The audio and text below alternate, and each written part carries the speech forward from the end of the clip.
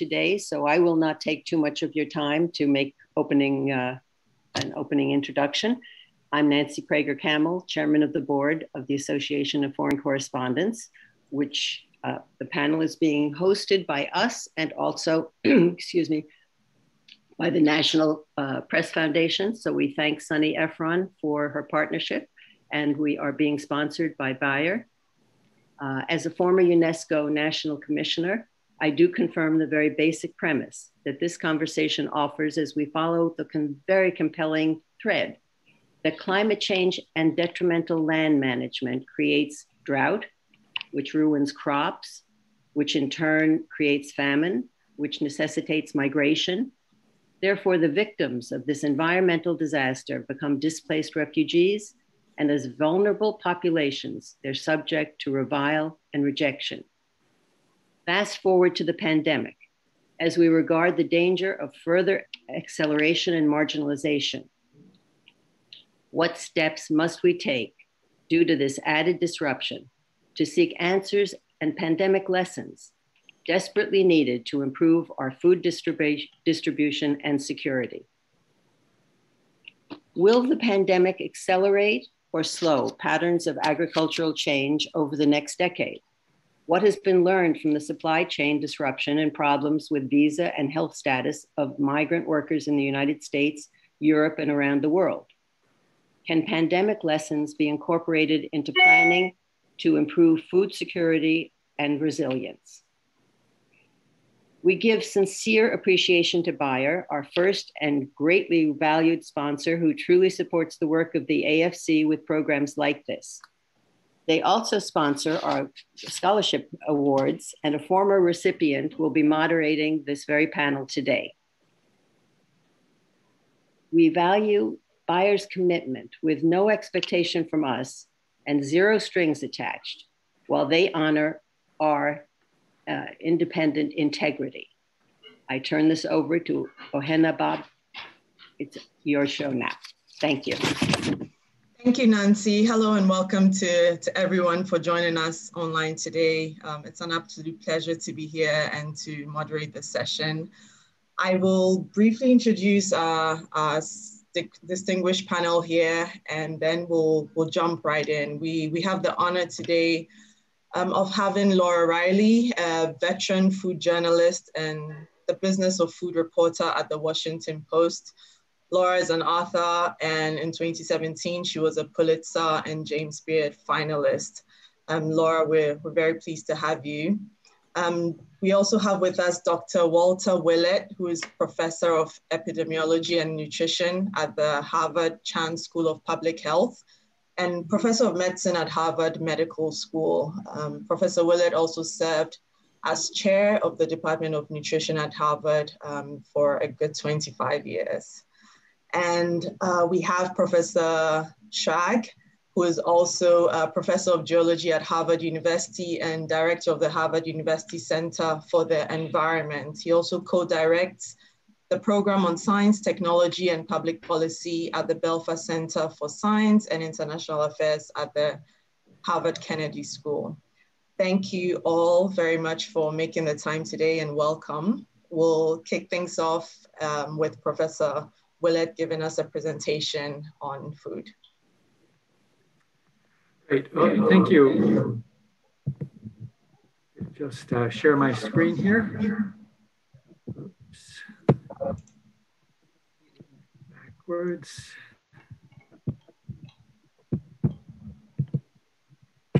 Yes. Okay.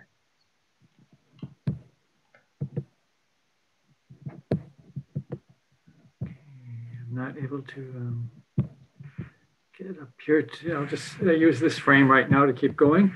I'm going to give a very quick overview of how our dietary choices, our dietary patterns relate to both personal and planetary health.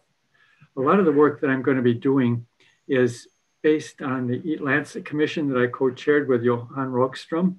This was supported by the Wellcome Trust and allowed us to bring together 35 scientists from 17 different countries around the world to look at a great challenge.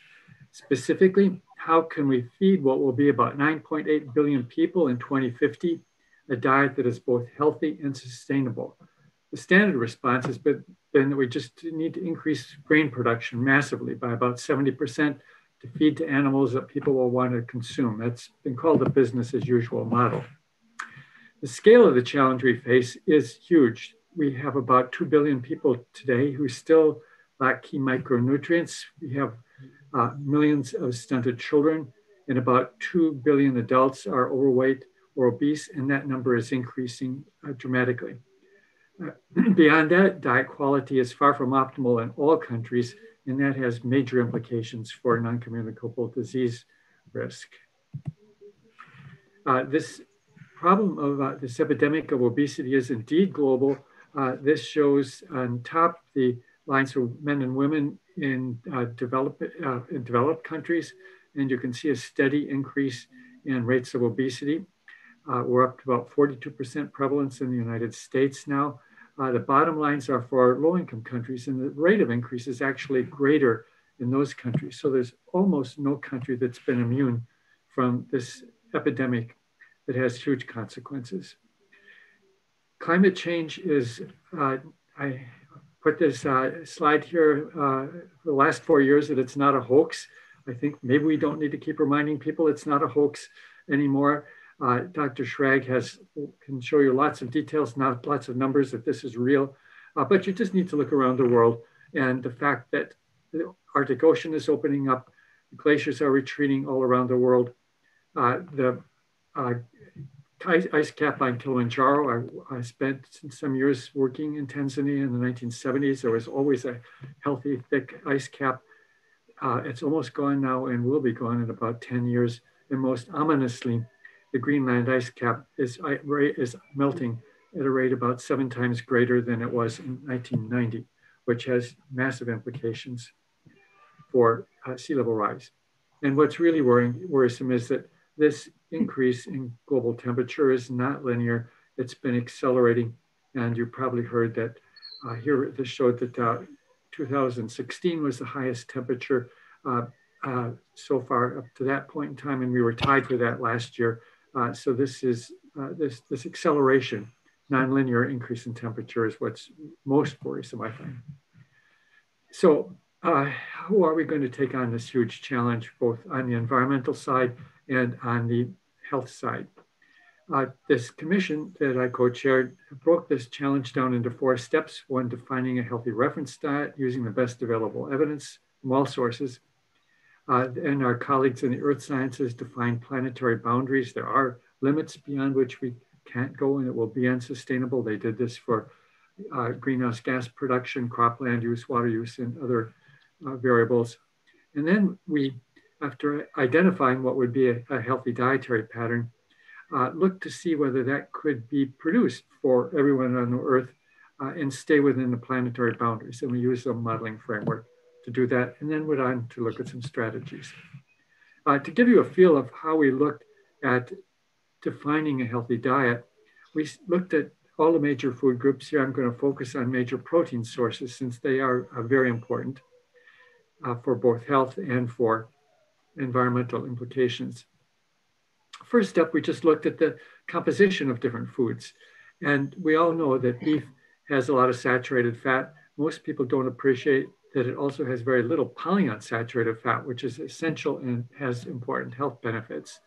So that ratio of polyunsaturated to saturated fat, which we've known is very important for decades because that influences blood cholesterol levels. That ratio is very low in beef, much better in chicken, actually, better in salmon. But if you really want a good ratios, you have to go to almonds, tofu, lentils, plant sources of protein, basically. But of course, this isn't enough, that there are lots of other constituents in these products, minerals, vitamins, phytochemicals that could influence health. So we went to the next step, which is basically intervention studies that are randomized, short-term, modest numbers of people feeding different foods and looking at the effects on risk factors. Those show up in a few weeks. You don't have to look at large numbers of people or long-term studies. And here it shows very clearly if you replace healthy, high quality plant sources of protein like legumes, nuts, soy products with red meat, you get an increase in LDL cholesterol. So that alone, that's a well-established risk factor for cardiovascular disease. That alone would strongly suggest that going the other way, replacing red meat with these healthy plant sources would be likely to reduce cardiovascular disease. But again, LDL and blood cholesterol fractions are not the only thing.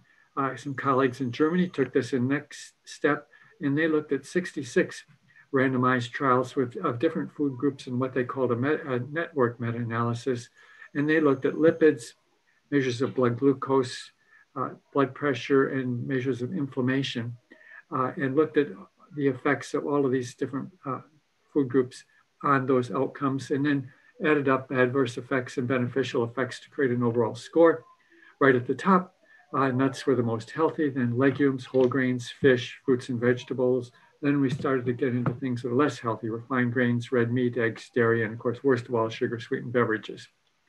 So this again would predict that nuts would be beneficial for major disease outcomes and animal source proteins would be less beneficial. Of course, we really want to look at health outcomes themselves. That's really what we're ultimately interested in. And because foods act by many different metabolic pathways, it is really important to look at the final outcome. So our group has been conducting these large long-term studies going back to 1980, where we're following several 100,000 people now with detailed diet assessments every 4 years, but we keep track of smoking, physical activity, and everything we could think of that might influence cardiovascular disease and other conditions. So we can adjust for those in statistical analyses. And very briefly, we've published thousands of papers from these studies, but when we look at major protein sources, this is how they line up looking at mortality. Over 30 years, this is tens of thousands of people that died by that time, so we have a lot of statistical precision. The worst being processed meats, then per gram of protein, eggs, unprocessed, in other words, fresh meat, then fish being about equal to dairy. That horizontal line is the comparison here, that's dairy. Then poultry being better than that, but the source of protein most strongly associated with lower mortality was plant sources of protein, which aligns very well with what I just showed you would be concluded by looking just at the short-term studies with intermediate endpoints. So that body of evidence looking at short-term indicators and then long-term disease risk make a very strong case that these are causal relationships. It's hard to study these in randomized trials because they are tens of thousands of people to look at outcomes, and you need to follow people for probably decades. But one trial that came the closest was the Mediterranean diet pattern trial, and they found that basically reduced risk of cardiovascular disease, whether it was Mediterranean diet with added nuts or Mediterranean diet with extra virgin olive oil. Low red meat was part of that, but we can't say specifically that those benefits were due to the low red meat consumption. So we went through this process, literally thousands of studies, dozens of meta-analyses, and to come up with some target numbers for major food groups. And I won't go through all of these in detail, but we have a target number and we also put in ranges because there is flexibility. For example, whole grains, what's important about grains is that they be whole grains, not refined grains. And there's a lot of flexibility in the amounts because grains aren't actually essential, but a moderate consumption has some health benefits. For dairy, we came up with a range of 1 to 2 servings a day, but pick the midpoint, about 1 glass of milk per day or equivalent. For red meat, we kept those numbers low. That comes to about 1 serving a day. Chicken, other poultry, 2 servings per week. Excuse me, I think the red meat, that was 1 serving per week. I may have misspoken there. Eggs, about 2 eggs per week. Fish, 2 servings per week. They are an important source of omega-3 fatty acids. And emphasizing plant sources of protein like dried beans, lentils, peas, soy, and nuts. And of course, what's important about fat is not the total amount. There's quite a bit of flexibility about that, but the important point is that they be mostly unsaturated fats and low saturated fats, and keeping sugar low. So if we look at the plate, that's going to be about, by volume, half a plate with vegetables, about 2/3 of the protein sources being from animal sources, 2/3 being from plant sources, 1/3 being from animal sources, some whole grains, healthy fats, and low sugar. But it really can boil down to something pretty simple, about 2 servings of animal source protein per day, one of them being dairy and the other being some combination of small amounts of red meat, poultry, fish twice a week, and some eggs. So it, in the end, is through lots of analyses and numbers, it does come down to a pretty simple definition. Is this realistic? It turns out that this is very similar to what Greek men were eating in the 1960s, when at that time they had the healthiest life expectancy in the world, and a diet that is the traditional Mediterranean diet that is actually appreciated for its flavor and variety. We ran nutritional analyses on this just to make sure we weren't really out of line in anything. It basically looks good. One point I would flag here is if someone decides to go lower in their protein sources, and the ranges were compatible with being a vegan if you wanted to be a vegan, but we wanted to create lots of flexibility so you didn't have to be. Vitamin B12 can get low if you go below 2 servings of animal source proteins per day. We then looked at what would be the impact on mortality globally if everybody in the world did adopt this diet. And we used 3 different methods that they came out to give quite similar numbers, which gave us confidence that we would prevent around 20 to 24% of deaths annually, which comes out to be about 11 million deaths avoidable annually by that dietary shift. We went on to look at the environmental implications of this diet and some alternative diets using what's called life cycle analysis. That is, these are careful studies looking at the environmental impacts of producing different foods. And what's critical here, the green numbers are greenhouse gas emissions. Red meat, basically beef, way off charts here. Compared to legumes, red meat has about 150 times the greenhouse gas emissions per serving. That's partly because of the very inefficient conversion of grain to meat that people eat, but all the time the animals are alive, because they have fermentation going on in their rumen, they are producing a lot of methane 24/7. Other animal source proteins are lower than red meat, pork, chicken, fish, dairy, eggs, but those are still 20, 30, 50 times higher per serving than for these plant sources of protein. So this clearly says shifting more toward this end of the spectrum of plant sources of protein would have very important impacts on greenhouse gas emissions. We went on to look at where people are around the world, and it varies tremendously by region. Just for example, for red meat, this vertical dotted line here represents our target numbers. We're way over that in North America, but in Southeast Asia, they're actually below that, sub-Saharan Africa above that. So we can't just say eat more or eat less. It really depends on where people are starting. But very importantly, for many food groups, whole grains, legumes, fruit, vegetables, fish, almost all the world is below what would be an optimal diet. So to really have the healthiest diet, it's not just reducing some of these things up here, but it's actually increasing production and consumption of health promoting foods. To put this body of data together, the health impacts and the environmental impacts, we used, as I mentioned earlier, the planetary boundaries concept. It's been estimated that we could sustainably produce about 5 gigatons per year of greenhouse gas emissions from the agricultural sector.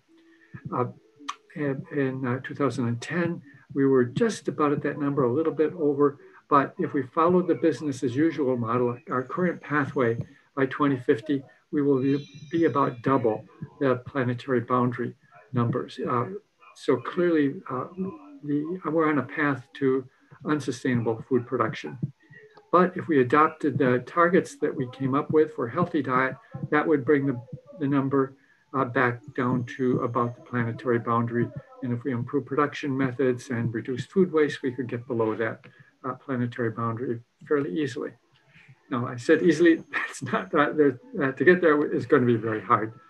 And finally, I wanted to put this in perspective a bit, that Dan Schrag is going to talk about overall greenhouse gas emissions.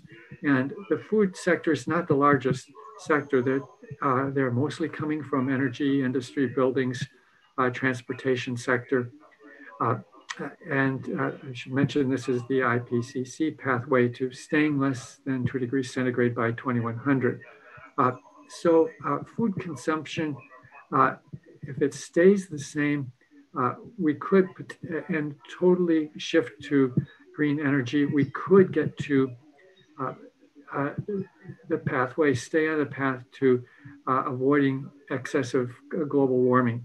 But this is the business as usual model. If we go on the pathway that we're currently on, we will overshoot the greenhouse gas emission limits substantially. But if we adopt the targets that I mentioned, that could keep us on track. So just to conclude, we are on a path leading to ecological disasters and a sick and unstable global population. But we did find that feeding 10 billion people a healthy and sustainable diet is possible. This would improve the well-being of billions of people and allow us to pass on to our children a viable planet.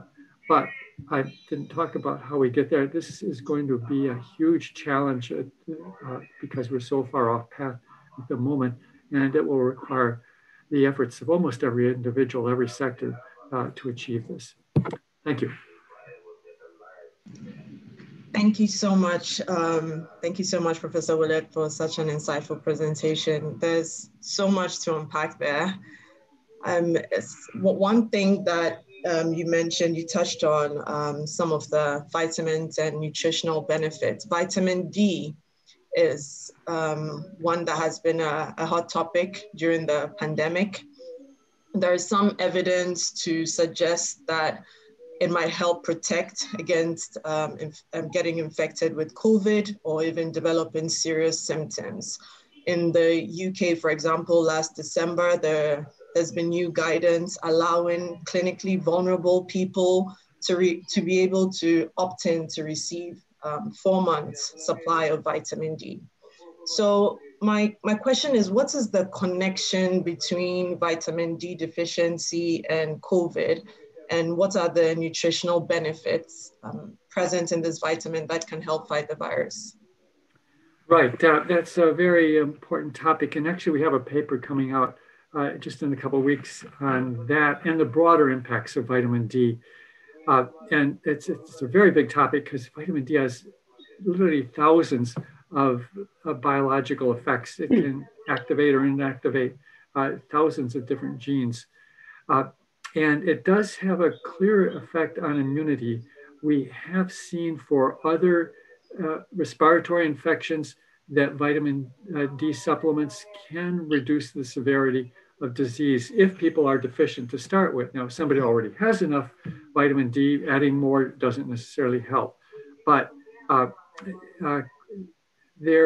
we don't have any direct proof that taking vitamin D supplements will reduce the severity of COVID specifically. We just don't have enough data. There's a handful of studies going on right now that are looking at that. But given the evidence that we have, I think it's reasonable to be sure we're not vitamin D deficient. And this, especially in the wintertime in northern climates, where we're not out in the sun and there's not enough sun to generate vitamin D, even if we do go outside, and now we've been inside more because of COVID, vitamin D levels sink even further. And this is a special issue for people with darker skin because normally, basically we've evolved so that our melanin in our skin balances out the intensity of sunlight. That dark skin's the best skin because it's most protective. But when people moved away from the equator, by migration over tens of thousands of years, they became vitamin D deficient. And so evolutionarily, we lost our melanin. And but even still, because with people with light skin now work inside, we're not out in the sun, there's still a lot of vitamin D deficiency among all groups of people, but severe deficiency our analysis was 17 times higher in African Americans compared to European Americans. So this is an issue for everybody, but it's especially important for people with darker skin. So I take my vitamin D. And I would also add that part of this review shows there's lots of other harms of being low in vitamin D, even forgetting about COVID, higher risk of diabetes, higher risk of fatal cancer, probably higher risk of dementia. So even before COVID came along, I was taking a vitamin D, and I think anyone looking at the data seriously would want to make sure that they weren't deficient. And in fact, in the UK, even before COVID, there was a national recommendation to take a vitamin D supplement. So it is an important topic, and especially for people who are already at higher risk because of often crowded conditions, poor work sites, risky occupations. It's not going to solve all of that, but if there's anything we can do to tip the balance in favor, and it's cheap and inexpensive, I think it makes sense to do that. Thank you so much for those insights, Professor Willett. I'm sure we'll have the opportunity to delve deeper as we move on. I'll hand it over now to Dr. Schrag, who will give us the environmental perspective related to the broader climate change issue. Dr. Schrag. Thank you, Onaba. I really appreciate it. And Walter Willett is a hero of mine. So I've learned so much from him over the years. Food security and global nutrition is one of the great challenges of the world that we just heard about. And it intersects with many other problems, global poverty for sure, conservation in an interesting way. We'll talk a little bit later about tension between conservation efforts and agricultural efforts. But certainly climate change is intertwined, as Walter said just now. I'm a climate scientist and a geologist. I think about climate change, but also about energy systems and energy technology to try to solve the problem. And so what I want to do today, cover that whole territory in 10 minutes is almost impossible. So what I'm going to do is try to give you a very brief overview of what I think is the essence of the climate problem, and then talk about an idea about how to think about what COVID teaches us about that challenge in the years ahead, and how it maybe intersects a little bit with some aspects of the food security and nutrition problem, and maybe gives us a slight bit of reason for hope, which is always a good thing in a global pandemic. Let me just share with you here. Hold on a second. I see I'm not sure how to get rid of this subtitles problem, but let me see if I can figure that out.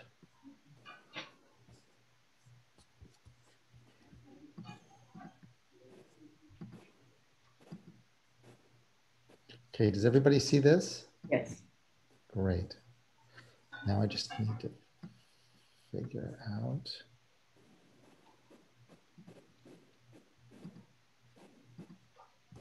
Hold on, there's a problem with sharing. Let me see if I can fix it.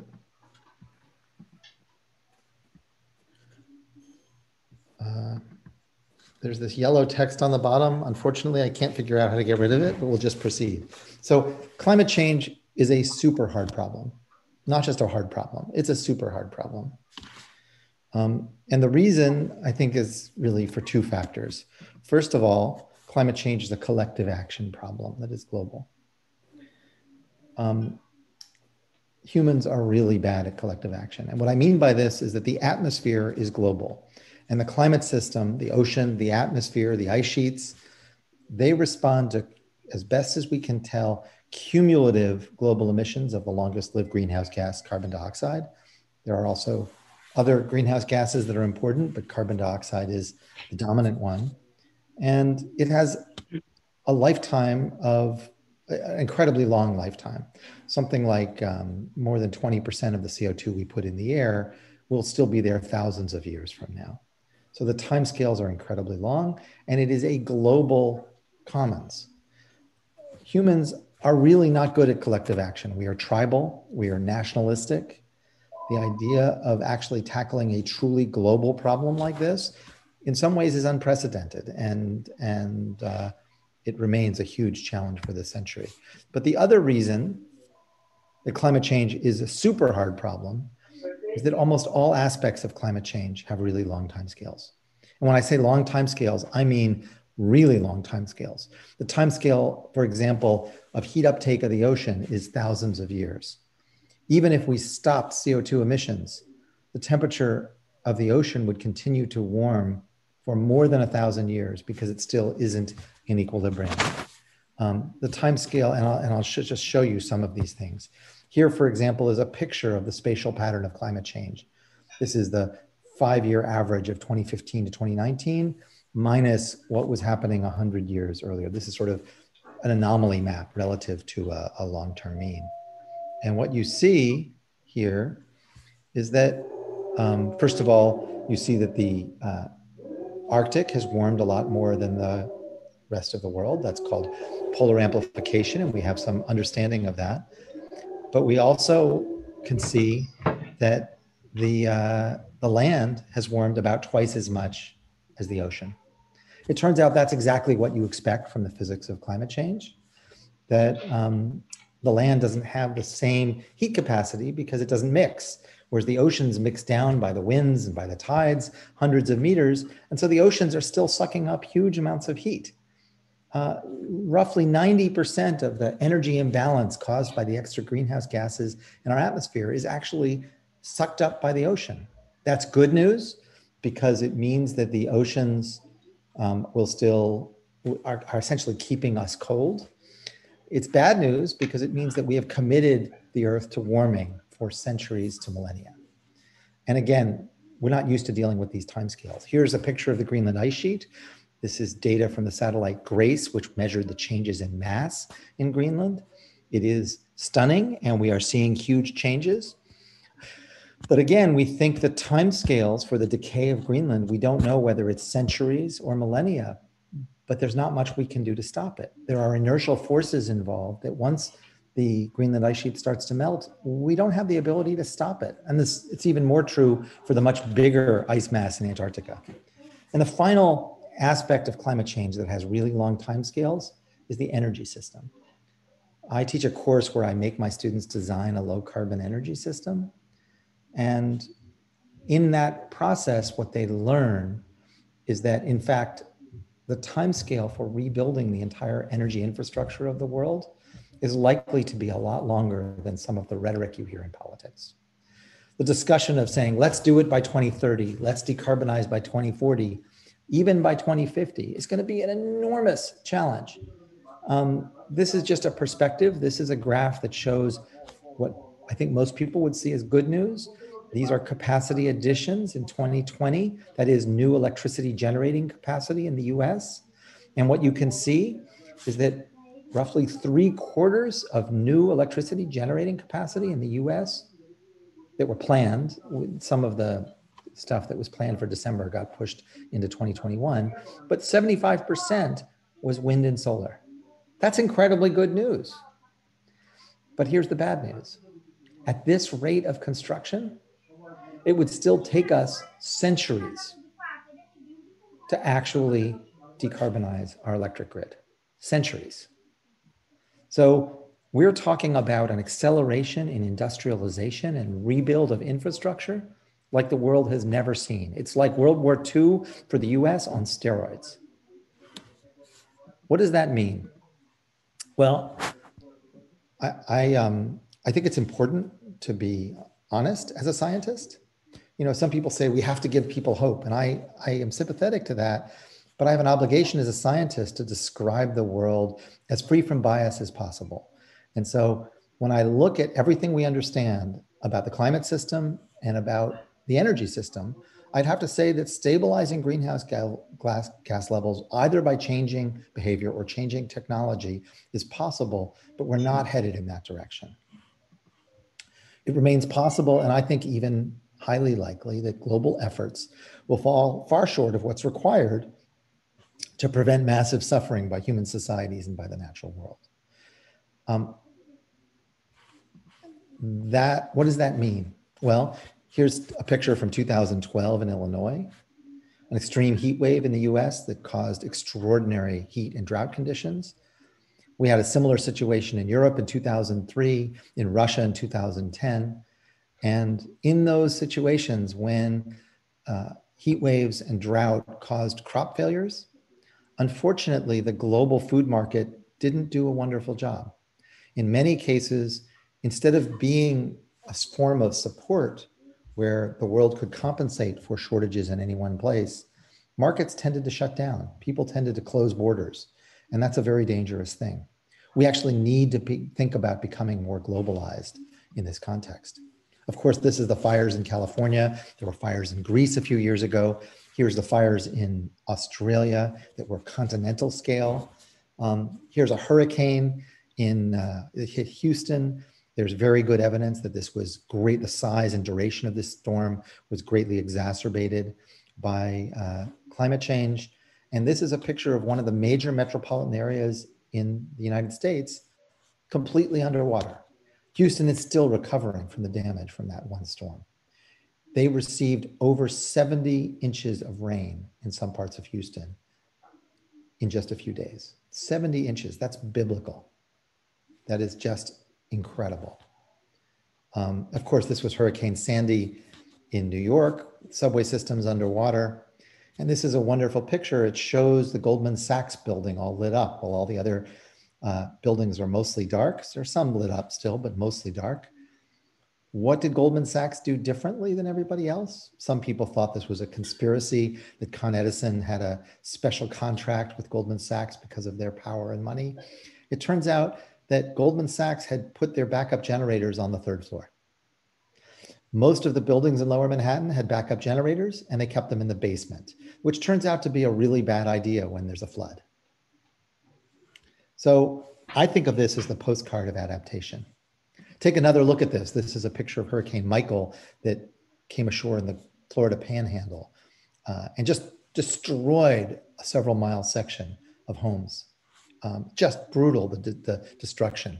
And yet here is a house called the Sand Palace on 36th Street in Mexico Beach, Florida, that came through almost perfectly. You can even see the deck chairs that they put back out to enjoy the sun after the storm. But look at their neighbors. The houses are just gone. I think there's some interesting hope in this.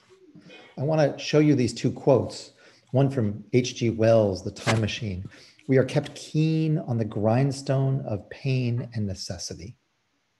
And another one from Charles Darwin, it is not the strongest of the species that survives, not the most intelligent that survives. It is the one that is most adaptable to change. And I actually think, as much as the global climate problem is an incredibly difficult problem because humans are tribal, nationalistic, we don't think collectively, we don't think very well about long timescales. What humans are really good at is dealing and adapting to difficult situations.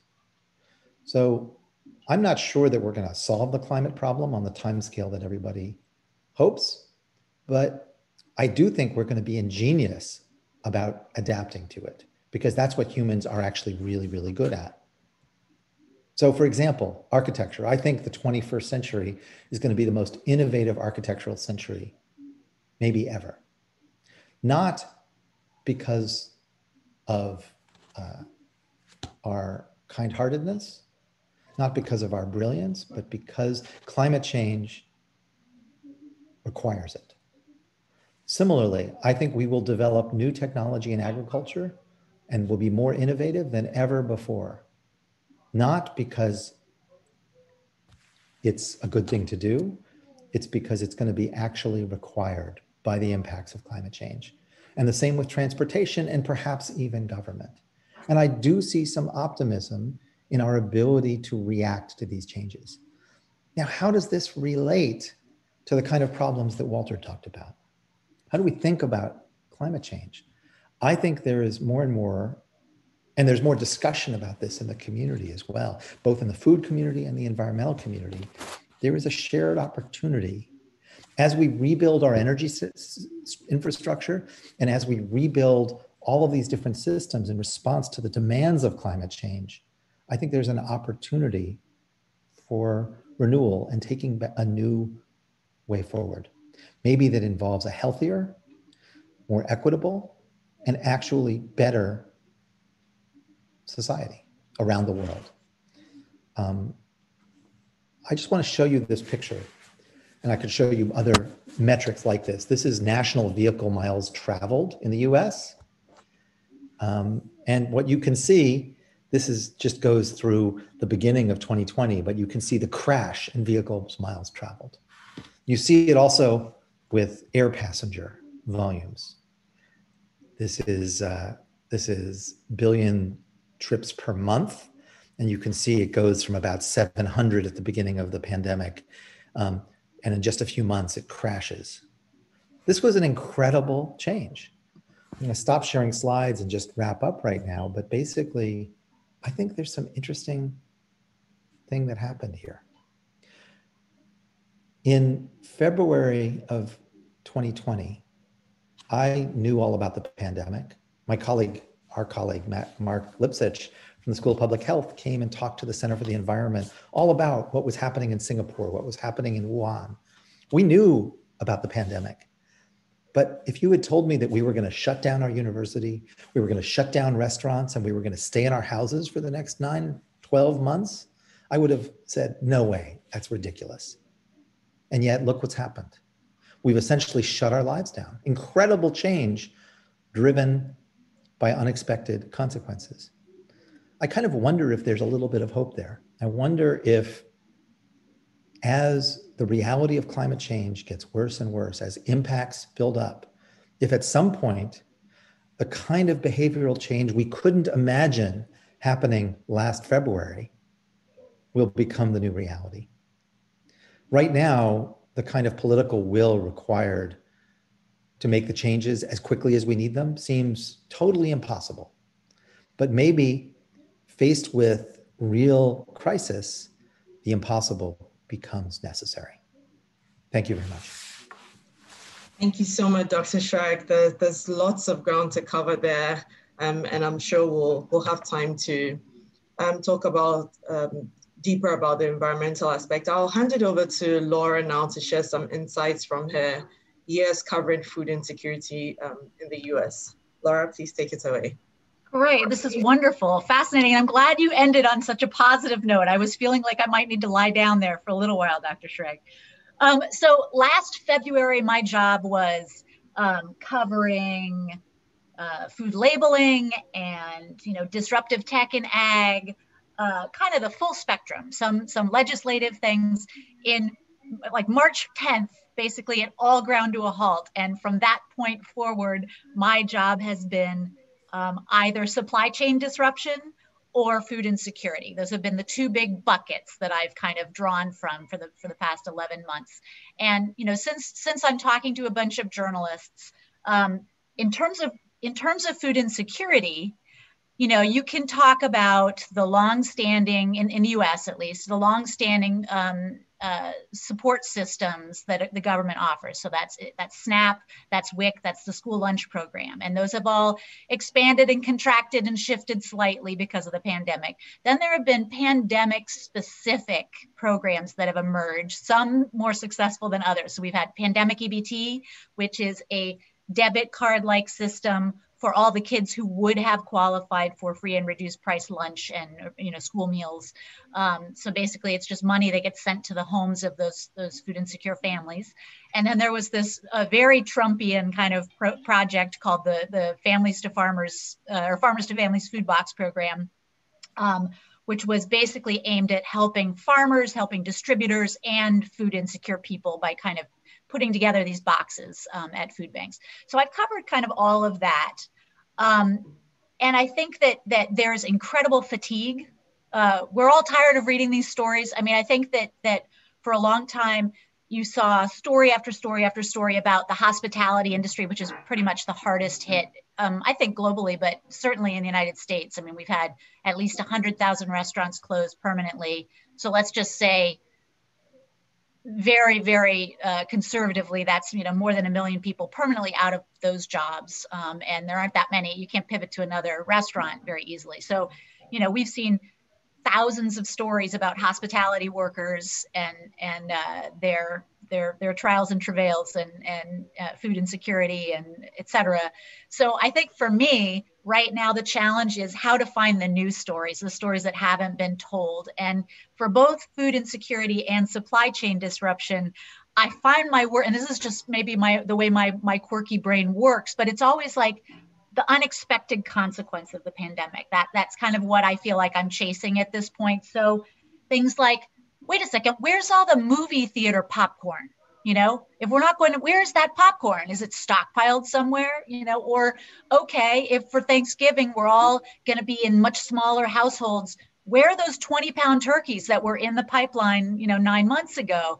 So I've kind of spent a lot of time chasing those two things, but as much as I can in a quirky or unexpected way. So, okay, what are industries that may be, you know, decimated by the pandemic? How about birthday candle manufacturers? You know, we're never going to have birthday candles on the top of a cake anymore. So what about the people that made those candles? So I think from a journalist perspective, it's how to find the as of yet untold stories, and then how to do it with grace and dignity. Because I mean, food insecurity, especially when you're talking about 50 million in the US alone, 50 million people food insecure, you know, let's say 20 million of those kids, you know, there's a lot of shame associated with that. Many of these people are people who have never been food insecure in their lives, you know, who've never relied on food assistance programs like SNAP and WIC, don't even know what those are. You know, often they've showed up at food banks around the country kind of sheepishly for the first time. So I've tried to tell a lot of those stories while allowing people their privacy and their dignity as much as possible. I think photographically, that some of the best work in this arena that has been done, I think, has been very photographic. The New York Times had just an unbelievable photo-driven story a few weeks ago, kind of a multimedia story that was just pictures of people, food insecure people around the country. And I think it really spoke for itself. I also think that part of my job has been speaking for the underrepresented populations and those, you know, for instance, farm workers. You know, I've done a lot of stories on farm workers, so, you know, H-2A visa holders, but also the millions of undocumented farm workers we have in the United States, because they've been, you know, as we've seen, especially vulnerable to COVID. You know, Blacks and Hispanics and, you know, low-income people without health insurance, you know, are frequently very vulnerable. And you know, as Dr. Willett was saying, you know, people who suffer from other lifestyle-related diseases, which is the irony, you know, if you covered food insecurity 20 years ago or in other parts of the world, it's a lack of calories. And in the US right now, as it's, you know, increasingly becoming everywhere, it's not so much lack of calories, it's lack of nutrition, you know. So we've got a preponderance of calories and not enough nutrition. So there's a little bit of a pivot there in how we're covering, you know, this kind of thing. So I know we're a little bit lean on time. So I think if we can make the rest of this a little more, you know, Q&A and open it up a little bit for dialogue, I think that might be a great way to spend the rest of our 10 minutes together.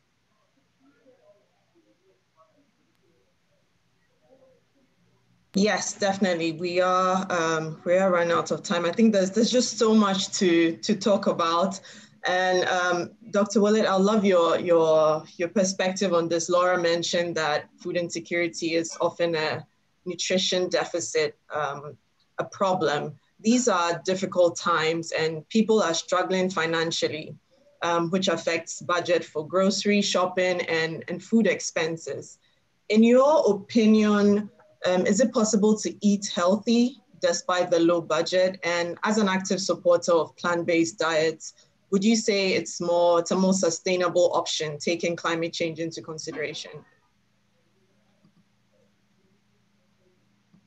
You're muted, Dr. Willett. Great, thanks. Yes, thank you. A very important question. In principle, a more plant-based diet will be less expensive because meat is the most expensive part of most diets and some sort of high-end fish. So shifting toward a healthier plant-based diet can be less expensive. But for a lot of people, it's not so simple because they're not used to preparing it. Although I should add that in most traditional diets, the predominance of foods are more plant-based than in current American diets. So for some people, it's going back to traditions that they or their parents or grandparents know quite a bit about and know about how to make those diets wonderfully flavorful and enjoyable. But for so many people, that's been lost. And those traditions of how to prepare healthy, enjoyable plant, this is not necessarily strictly vegetarian, but predominantly plant-based, or we're calling it plant-forward diets. So a lot of this is both knowledge of how to do it, sometimes access to foods, although in many cases these foods are more stable. One of the reasons they're less expensive is that it costs a lot to keep a side of beef refrigerated, taking it across the country, but you can move a bag of beans across the country without too much, without any refrigeration at all. So I think taking advantage of our knowledge about what's healthier and helping people who are stressed, food insecure, improve the quality of their diets, moving in this direction is something where we need to spend some more time and effort. The current amount, I should also say that having SNAP and these food assistance programs has been enormously beneficial. It's hard to imagine what it would be without them. But even before the pandemic, they were not providing good nutrition. They were still mostly paying for unhealthy foods, sugar sweetened beverages, refined starches, processed meats. So even before the pandemic came along, there was real need to improve SNAP to make it both supportive of a satisfying, affordable diet, but also make it healthier. We could see it was really contributing to the disparities in obesity, diabetes, and all the consequences downstream. And the need for improving the quality has gotten even greater. Interestingly, the same department, USDA, does provide the WIC program, which does have that built-in education experience and emphasis on healthy foods. It's a much smaller program, but that actually works quite well. It's for women who are pregnant or recently post-pregnant and their children. So there is knowledge about how to do that. And we need to expand that into SNAP. And in some ways, it's the sort of nutritional version of Build Back Better. So if I could add one thing to what Dr. Willett has just said. Sure. So the SNAP assistance has always been predicated on this thing called the Thrifty Food Plan. That's what dictates the amount of money given. And it really is kind of a 1950s housewife kind of perspective on how much time we have to prepare food. So it's very much, you know, in a dual working household or a single parent household, frequently time is of the essence. And so I think that moving forward, we're going to have to re-envision healthy foods that are not, you know, cooked all day beans, those kinds of things. And I think that we're going to see that partly because we've had this pivot in the pandemic to online benefit use. So which removes any invisibility or anonymity. You can see precisely what people have chosen. And I think that historically, at least in the US, the very far right and the very far left agree that they don't want to circumscribe what low income people can buy with their benefits, that it's a food sovereignty issue.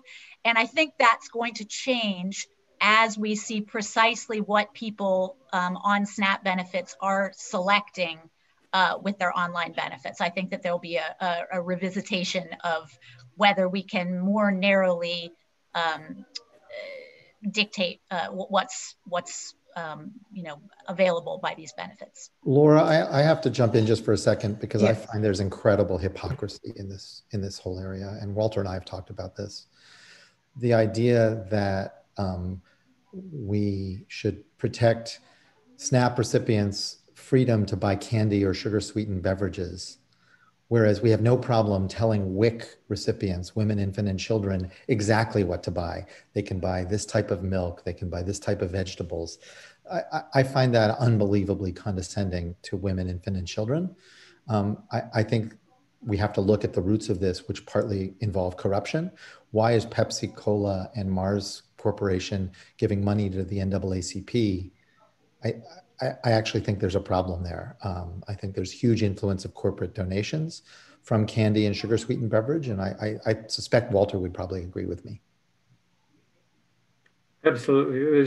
There's deep corruption, and a lot of the support for so-called hunger advocates comes from those corporations. So, and it's undermining health. It really does require a deep look at this to make it respectable for the participants in a way that it doesn't undermine health. Because we can see exactly what's happened. You could say 20 years ago we didn't understand the nutrition and all the consequences of eating these different foods, but now it's crystal clear. Look at the fight that happened in New York City when Mayor Bloomberg tried to ban sugar sweetened beverages. You can see the people coming out of the woodwork who are really financing this. Yeah, I want to jump in there. So we are a bit lean on time. I think we've barely scratched the surface here with everything. We'll take one question from the audience. I believe Lex Talamo has a question. Lex, if you can unmute yourself and ask your question directly. And if everyone is okay, we'll go maybe continue the discussion for another 15 minutes, if that works for our speakers. I think there's more we can touch on. Is Lex available?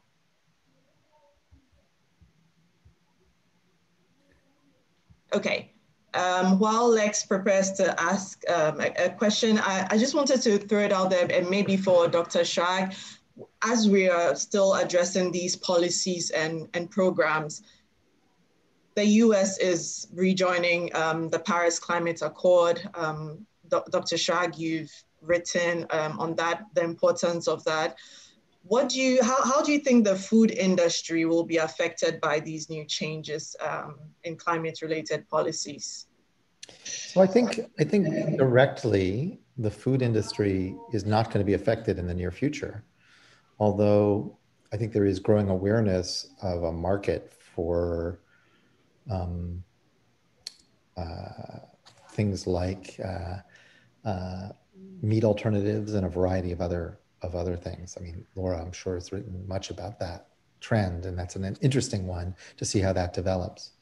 For me, when Burger King started serving the meatless Whopper, that was a real sign of change. And I haven't kept up with how they've done, but I think it's an interesting change. I think if you put enough tomato and mayonnaise and stuff on a burger, you probably don't taste what's between the bun anymore anyway, but that's a separate issue. I think one of the interesting things will be the policies that affect agriculture in the US. And for example, there was a question Ben asked from the audience about how to encourage farmers to transition towards this. And I think it's interesting. I personally am very skeptical about integrating agriculture and forestry into carbon pricing regimes that involve energy because of the potential for massive cheating and problems with additionality and permanence and all sorts of other things. But I think some of these changes are really important. So the question is, how do we get farmers to change the way they farm, to reduce the tillage and a variety of other things? And I think one of the interesting things the Biden administration is doing is targeting some funds that Congress set aside for farmers anyway because of the trade war with China. There was a $30 billion fund, and President Biden is, I think, at least reportedly, trying to repurpose that instead of just generically providing them with support, to actually target it for people to actually incentivize changing behavior. I think that's a very clever thing. That's not money that's going anywhere else. That's money that Congress has allocated to farmers. So let's actually use it to encourage farmers to do things that are good for the climate too. I think that's an example of the kind of smart way to do policy, I think. Yeah, I think I was on a call this morning with Senator Stabenow about precisely this. So the CCC is definitely being considered to fund some kind of carbon credit and also a methane program. So because methane reduction with ranching and dairy is clearly a priority as well for the Biden administration and for I see Nancy for Secretary Vilsack. Yeah. Go ahead, Nancy, you got to unmute yourself.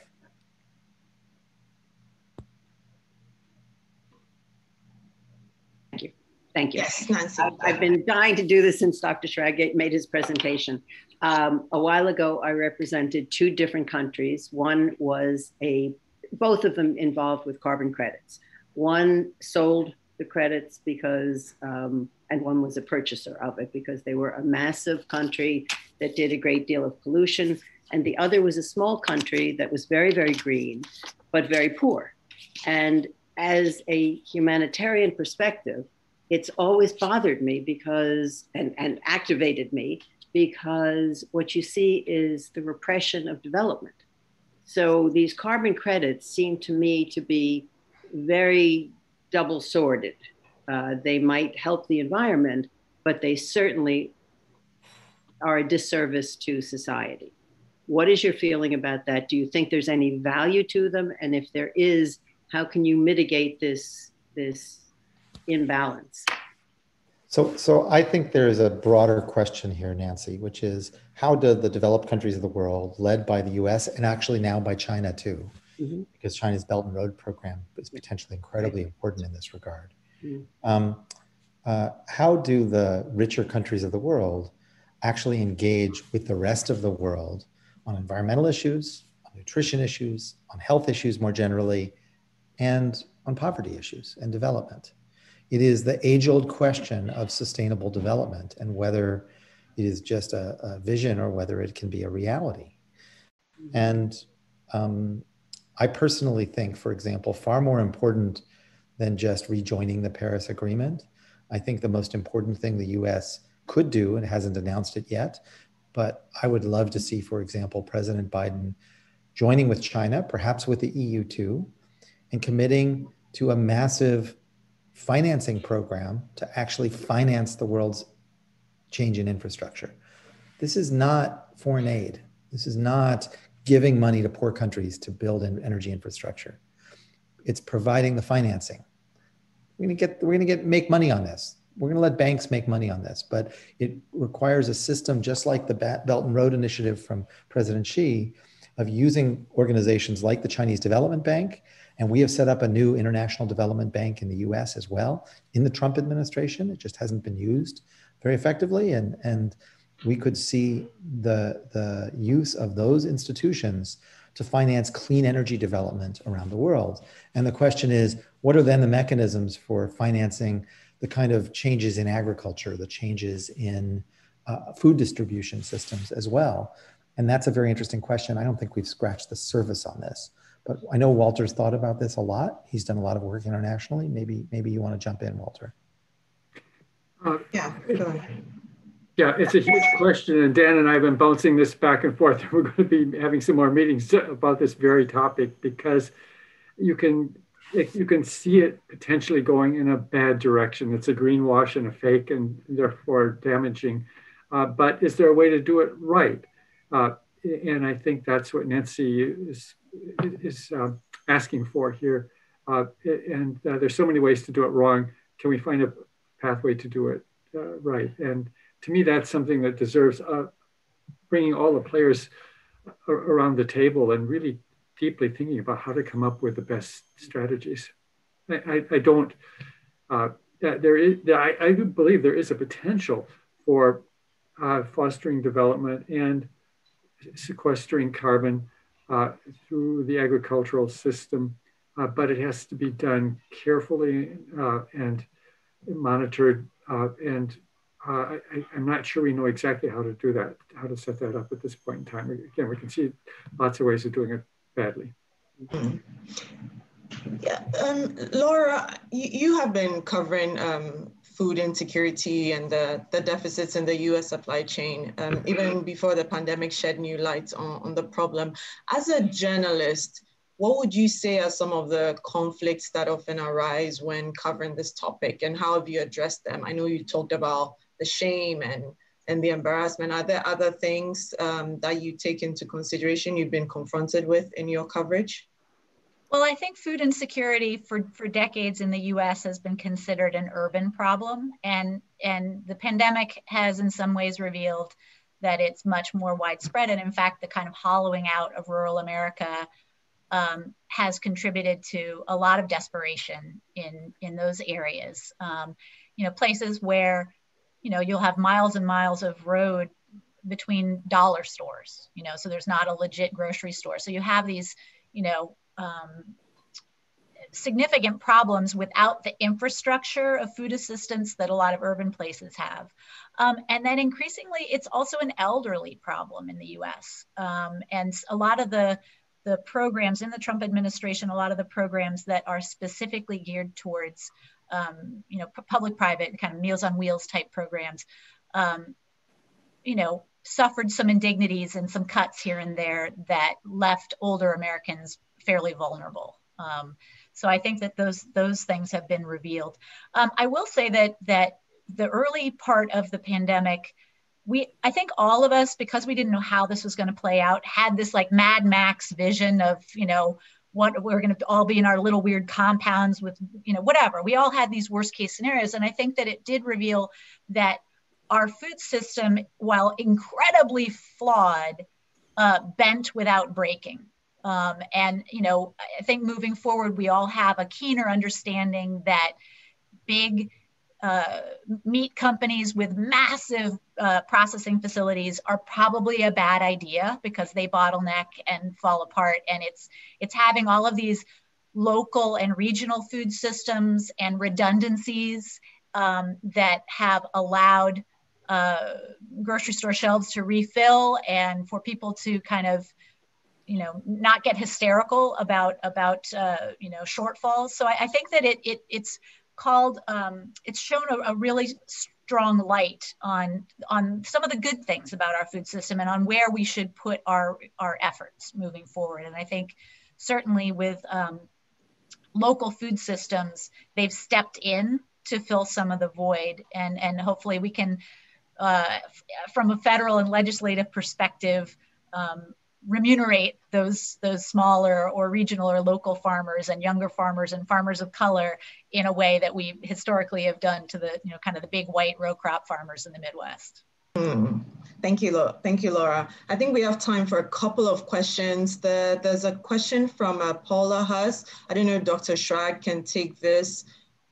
A comment on the Land Institute in Salina, Kansas, and what is working on perennial grains. Yeah, perennial grains is a really interesting idea. The benefit of perennial grains is you don't till. And if you don't till, it means that the soil carbon over time can actually increase in total carbon stored. And if we did this in huge areas, it would actually matter a lot. Not a lot, to put it in perspective, it's still a small fraction of everything that we need to do in terms of changing our energy system. It doesn't allow us to keep burning fossil fuels, but it would certainly be a worthwhile thing to do. Storing carbon in soils is a vulnerable thing because if you till it once, it can return, a lot of it goes right back. So it's not a great place to store carbon for the long run, but it's still a useful thing to do. My understanding, and it's limited, is that the work on perennial grains is interesting, but is currently still, the yields are a tiny fraction of what, or at least much, much lower than the sort of yields you get from corn or wheat, from annual crops. And that means that competing in the market is going to be tough. It is important to remember that taste is actually not that big a deal because most of the grain goes to animal feed. So what you really care about is calories per acre as well as cost, right? So it's, I guess, cost per calorie is really what you care about. But for right now, I think it's really important that research continues, but I wonder, I think it's not quite ready yet. Walter may have some other insights. Yeah, I think I agree with Dan that this is something that really does deserve investment and research. We've spent decades and vast amount of monies ramping up the yield of corn and wheat.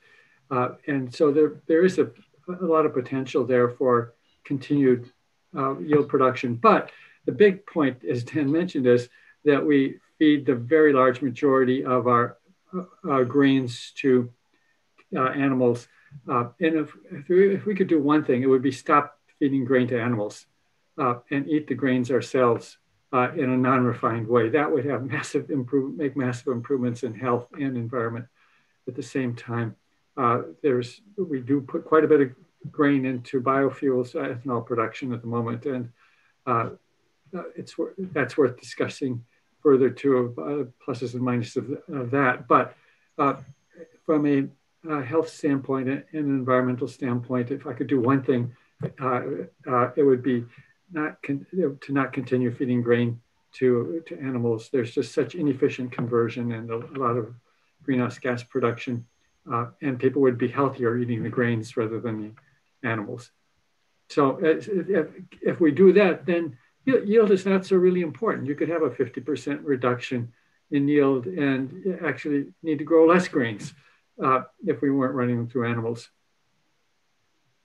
And I think Lex has a question tied to that with meat packing outbreaks and COVID-19.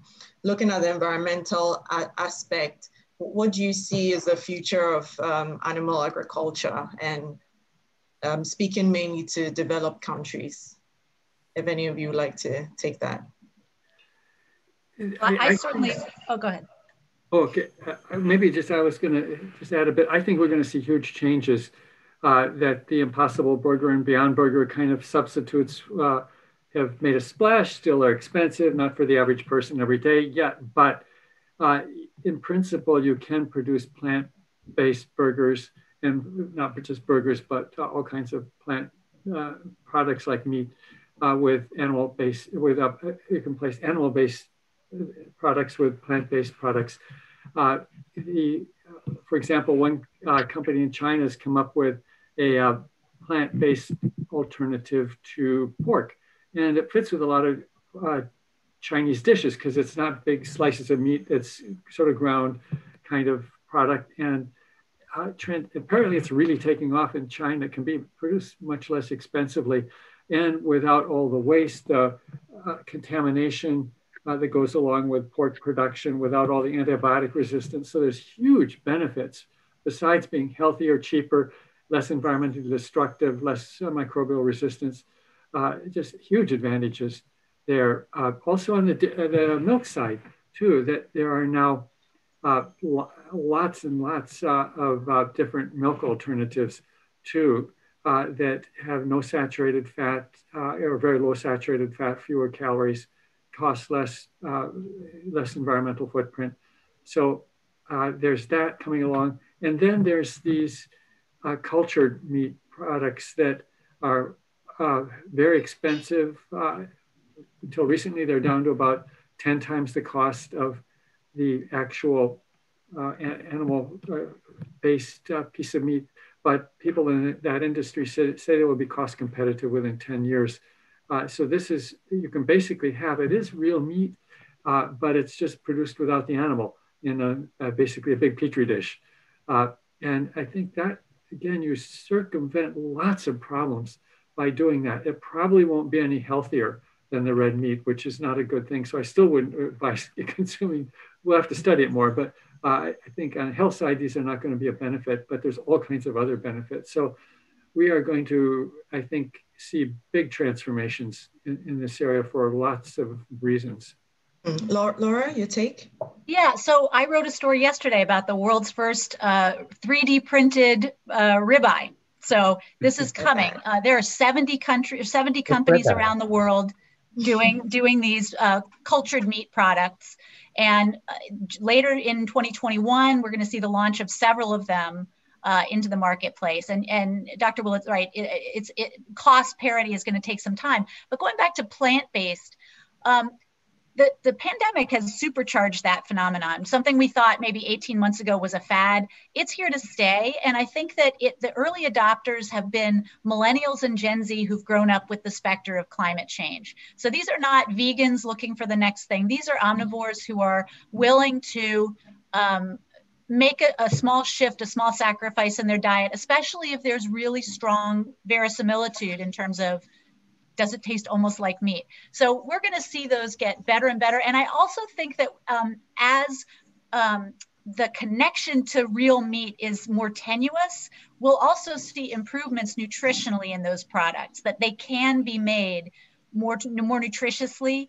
Incrementally, we'll see those shifts so that it's a little less fat or a little less sodium, or those things will be brought to bear. So I think that these are here to stay, and they will make huge inroads in traditional animal ag. Thank you, Laura. I have one question for our panelists, and I'm going to start with Dr. Schrag. To close us off, how can pandemic lessons be incorporated into improving food security resilience in your view? I know you did talk about, you talked about hope and what we can achieve. So in your opinion, what are some of the lessons that can help us improve on this situation?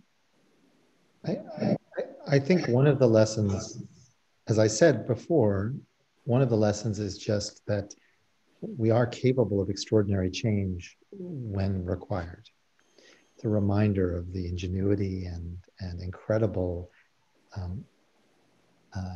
adaptive nature of human beings. But I do think we have to pay attention to international institutions.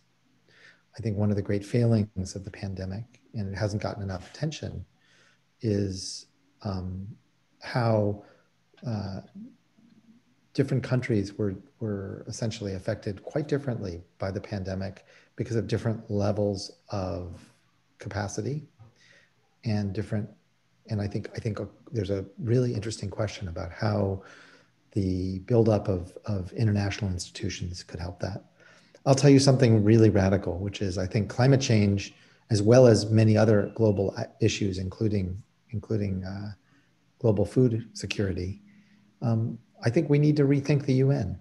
I think the UN is built up, we had the League of Nations that came out of World War I that never really took off. And then World War II gave us the UN, and it was really designed to prevent another world war. Well, we have other global challenges right now. And certainly we still want to prevent another global world war. But I think we need to think about global governance in a very new way. From the International Criminal Court all the way to food security and climate change. And I think the current structures are not adequate for the challenges ahead. I think that they're going to demand a whole new system of global governance. It'll be very interesting to see how that evolves. Thank you so much. Dr. Willett? Right, I would agree that there are going to be changes, but I think we are in a fork in the road. We could go on to a future that is built back with better institutions, better programs that would be carefully science-based. But the fork in the road is that it's sort of a small group of people take advantage of them and leave everybody else behind. And I think we came very close to going down one of those forks, different fork. And I think we're going down now in this country just within the past few weeks. But you look at the globe, there's countries are teetering on that because we see very often that when things get scarcity, things get difficult, people with power grab onto more and protect their power and resources and leave other people out. So that applies within countries and between countries as well. So I agree with the need, as Dr. Schrag mentioned, to look at this globally. And the pandemic has pointed out, and in a way, the climate change issue too, that it's narrow-minded, and it's not in our self-interest to look at this. Just grab onto what you can, because the virus, if we don't control it globally, it will come back in different forms and bite us. And the same with climate change.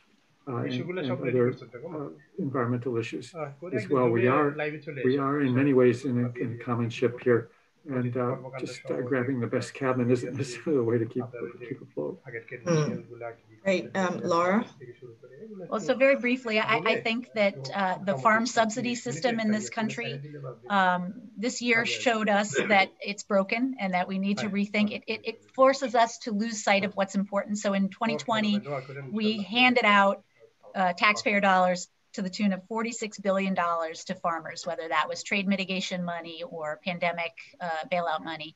And it really forces the food system to skew in such a way that we have so many empty calories, subsidized calories that are cheap. And that's a direct responsibility, you know, the cause of obesity really is this farm subsidy system. Thank you so much. Please help me in thanking our fantastic panel for their time. We went a bit over. I think we barely scratched the surface. There's just so much to talk about. Thank you so much to each of you. Thank you to the AFC-USA for hosting this session. And also thank you to our audience who stuck with us for what, an hour, 20 minutes. I hope we have the opportunity to continue this discussion. Is a very important one on the future of food. Thank you all very much. Thank you all. Thank you so much.